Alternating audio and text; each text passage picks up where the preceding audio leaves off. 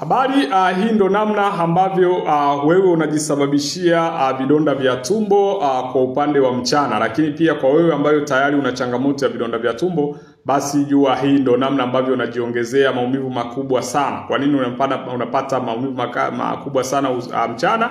Ni kwa sababu unafanya vitu vifuatavyo. Kitu cha kwanza ambacho ni makosa unayoyafanya na kufanya wewe endelee kuumia, na uenda kama una vidonda vya tumbo ujiweke kwenye mazingira ya kupata changamoto ya vidonda vya tumbo. Cha kwanza ni kutokula kwa wakati na kutokuwa na muda sahihi wa kula. Nimekuwa nikiwaambieni kwamba hakikisha mwili wetu ni kwamba sisi ndio huwa tunauamulia ufanye nini na kwa wakati upi.